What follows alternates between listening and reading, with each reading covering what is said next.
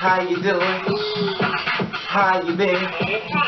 What's going on? What's good? How you getting it in? Body getting it funny.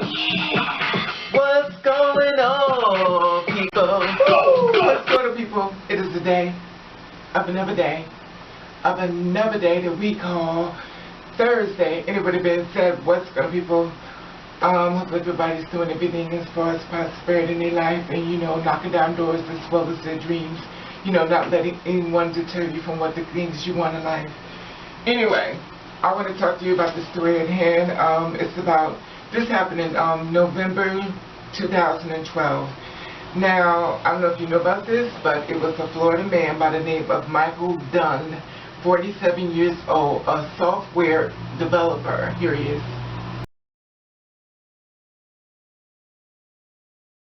Okay, now I want you to look at this young man right here. His name is Jordan Davis, 17 years old. Here he is.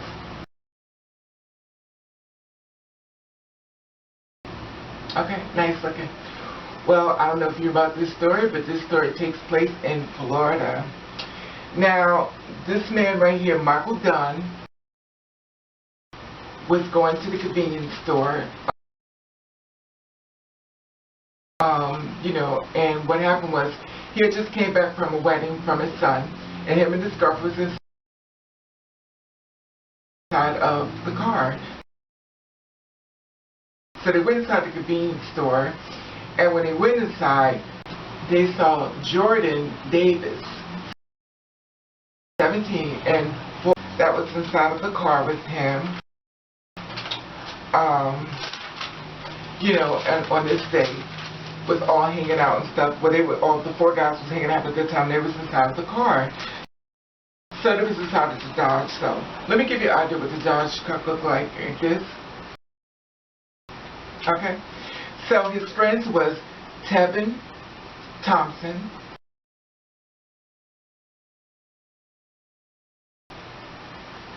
Leyland Brunson, Tommy Stones. Okay, those were his friends that he was hanging out with that was inside of the car with him and stuff. So what happened was, Michael got out the car and everything, heard the loud music they were playing, and he asked them to turn the music down. And which they did, they turned the music down and stuff, but, you know, after he walked off and everything, I'm sure some choice words were said, they turned the music back up, so he got upset. So he went to his girlfriend, and he said to her, I hate this music. I hate this music. The thug music. That's what he described it as. And what happened was, he got upset. He went and got his 9mm gun. Now, he allegedly said that as he was telling them to turn it down and stuff, he said that he wanted to reach for a gun, and he saw a gun and stuff like that, and he became afraid for his life. So he went and got his 9mm gun, which was a lie. They had no gun inside the car. So he was afraid for his life, like he said, and he went and he got his gun. So as he got his gun, he fired off them 10 shots. Now as he fired off, they got him scared. They tried to start the car up. They tried to take off because they was afraid. They were teenagers. They tried to get away. He got back, he ran behind them, and he started shooting at them again, allegedly. He shot at them again after they were trying to get away from him for shooting. Now, as of this results, he killed Jordan Davis, 17 years old. Now, if you may think that, you know, okay, he just shot someone, he's a little afraid and everything, you know, so he's like, well, I killed someone, so I'm going to call the police, which he did not. Guess what he did? He returned to his hotel. He made a drink, you know, because they went to the convenience store to get some wine from his girlfriend. He made him a drink. He ordered pizza. Then he took a walk with his dog. And after they picked him up and they caught him, this is what he had to say. He slammed something against the door and said, yeah, I'm going to fucking kill you. Because when I asked him, are you talking about me? He was just saying I should kill that MFer. And I asked him, "Are you talking about me?" And I didn't know what it was at first, but when he says, "Yeah, I'm going to kill you," I look, and I'm looking at a barrel. He's showing me a gun, and he's threatening me. Okay. And again, you said it was only a few inches of that barrel? Yeah, I'm estimating 4. Okay. And again, at that point, did you grab your firearm? I did not. Okay. Did you have any words back in terms of retaliation? No, I was in fear for my life, and I was probably stunned. Okay. At that point, how did that make you feel? Had anyone ever pointed a gun at you or even said the words? I'd never been threatened, let alone threatened with a firearm before. Not threatened with death. Okay. And at this point, in terms of your mental processes, could you even imagine it would escalate to that point over asking someone to lower their radio? I was incredulous. Excuse me for my ignorance. What does incredulous mean? I couldn't believe what I was seeing and hearing. Okay. And were you frozen in that seat? I was. Okay. And where was Miss Rower, your fiancée? She was in the store. Okay. And from the back window of that SUV to you, would that be a diagonal straight line? Yes. And then from you to the front of that gate entrance, would that be a diagonal straight line? Yes, we were in line. Okay. So if somebody had fired a shotgun from that angle, anybody coming out could be hit. That's correct. And that would include your fiancée? Right. Okay. Did you even have time to look back to see if Miss Rower was coming out? I did not. Okay. Now, you don't pull your weapon at this point. You're sitting there. What happens now? Well, I didn't react to this. I'm just like processing what's going on. And this young man in the back seat, the back passenger seat, opens his door, like he cracked it. He just popped it open. Could you hear the door unhinge? Yes, and I saw it move just a little bit. Okay.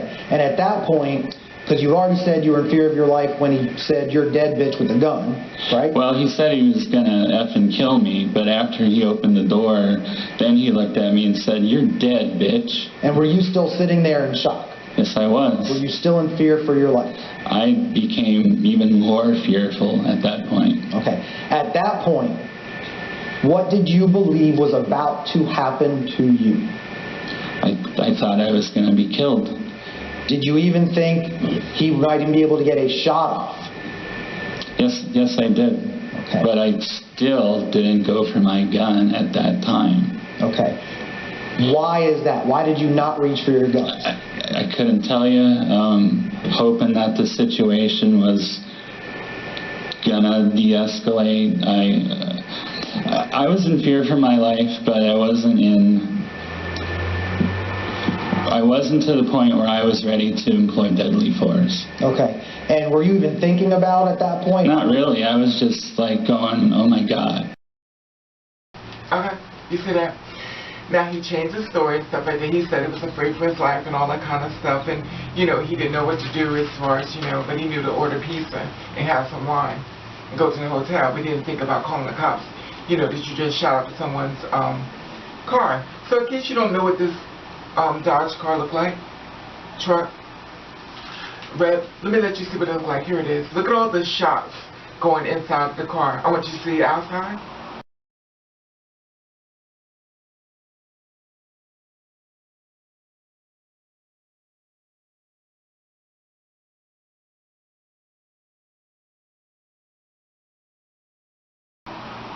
Okay.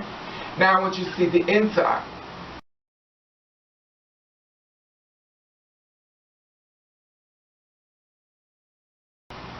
Okay. So now as you see the inside, it hit Jordan Davis. Now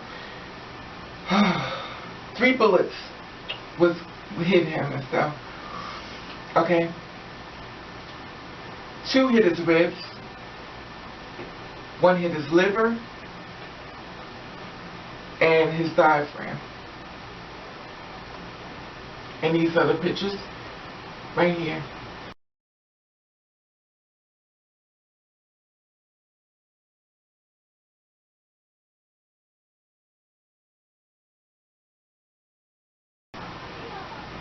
Okay. Now, they also showed the pants that he had on when he was shot. Check his pants out. The reason why I'm saying this because he thought he would go to court. He thought that they would overlook it because the simple fact of the matter is he is a white man. He's been watching too many things as far as white men. In my mind, I'm thinking he's watching white men because of white privilege get away with things. I guess he was inspired by the George Zimmerman and Trayvon case.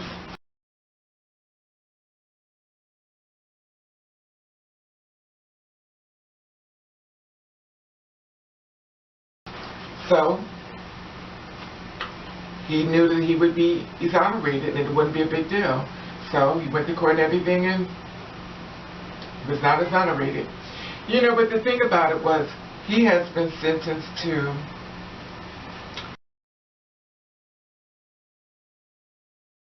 a life sentence, 3 counts of attempted murder. And this is what he had to say as well. He said, "You're not going to kill me, you son of a bitch," and I shot. The jury heard from Michael Dunn for 4 hours, but even they heard nothing like this. I'm the victim here. I was the one who was victimized. It's like they attacked me. I'm the victim. Okay. Now, this is the part that got me. Now, you know, they understand that you're inside of court and everything, and of course you're going to be seeing the parents there, and you're going to see, you know, the parents of the slain person that you killed, which is Jordan Davis, 17 years old. Now, here it is. Jordan's, of course, his mother and father is there in the courtroom.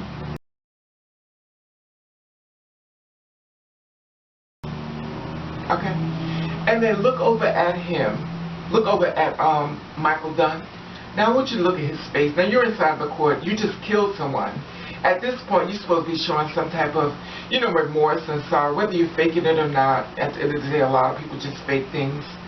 But he didn't even bother because he felt like he had the privilege, like it goes back to the George Zimmerman, Trayvon Martin thing, because he felt as though he would be exonerated, he would walk out of it. Dunn repeatedly claims the state has no case against him. I'm just, you know, super confident that if they take this to trial, it's, you know, it's going to be a short deliberation. That's not how it worked out. But it was not exonerated. Now I want you to look at his face. You're inside of court. Now I want you to look at the smiles on his face. Look at this. This is what his parents, Mr. Davis and Mrs. Davis, had to look at their son Jordan Davis, 17 years old. This is the face that he shared with them as they saw him inside the court, because you know they were staring at him to look at the face of the person who just killed their son. Look at this.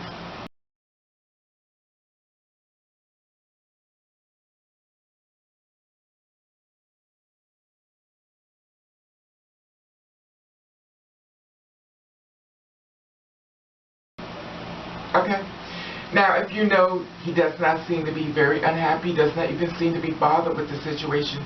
You know, when people protested,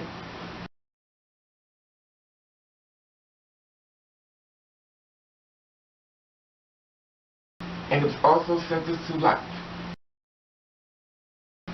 Okay. So, you know,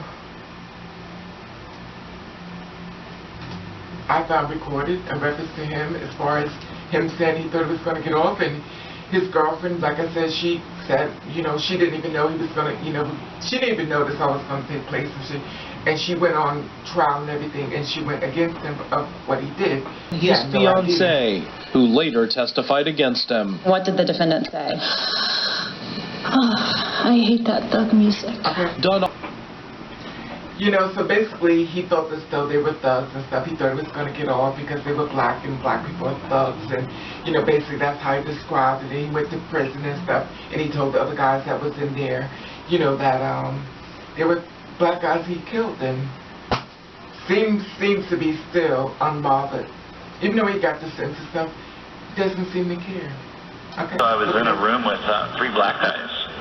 And they, well, they're, you know, 2 were kids and 1 was an old man. And they asked what I was in for, and I told them.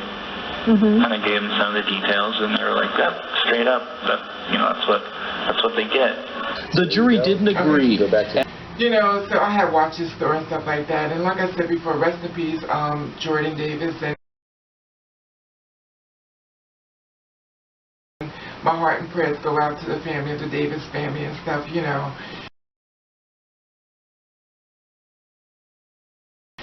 You know, all of this over loud music, because the teenagers were playing loud music inside of the Durango, and he almost killed the driver, but he didn't. You know, and it's so sad that, you know, you have to understand, teenagers are teenagers, and you do not have the right to kill anyone. You have the right to get upset. You have the right to say, you know, the music is too loud. So that's okay. But to go get a 9mm gun and to just kill them for senseless reason. Now you're sitting inside a prison, and you don't even seem to be bothered, because like I said before, I don't think it hit him yet. But from these pictures right here, it seems like it's starting to sink in. That you have actually murdered someone else's kid for loud music. Which you could have just walked away. Because you have to understand, for every problem, there is a cure. And sometimes your cure, you have to ask yourself, am I acting off emotions, or am I acting off of rationality? Emotions mean that I'm upset because they turned the music back up. How dare they? Do they know who I am? I'm in Florida. I just saw Trayvon being put in the ground fighting back because he was afraid for his life. I rushed George Zimmerman and kill him. I could do the same thing. Because to me, my personal opinion, to feel as though you have that right to take someone else's life and do the fact that he is white, and do the fact that they're black, and he watched this, it has encouraged him, in my opinion, that I could get away with this. But as of now, he learned that it wasn't happening. And in case you don't know, there were 10 white jurors, and there were only 2 black people. That was the juror. And they did not buy the self-defense. They didn't buy it. Because they never got up. The guys never got out the car. And they ran off, and you still ran to the car shooting after them. Because you felt as though you would get off, and you felt as though you had that right. And I hope this message goes out to a lot of people. You do not have the right to take anyone's life. It doesn't matter what race or anything. Before you respond to a situation, you really need to act within your thoughts and think to yourself, is this situation avoidable, or do I really need to go here? You know, and you know, it's really sad and stuff, and I saw this case before, and I saw a young man that was murdered and stuff, and I felt really bad for him and stuff, and I just wanted to bring to your attention and stuff to let you know that he's doing like 60 years plus life, so he won't be out, and we'll see what happens if they really stick to it in the Florida law. He tried to use a Trayvon Martin type of thing, and because he saw George Zimmerman get away with it, and clearly he felt as though George Zimmerman was guilty. In my mind, I'm thinking, because he felt as though if he got away with it, why can't I? You know. Anyway, that being said, I just want to share it with you, and I want to tell you that I love you, and I would love to hear what you say about this.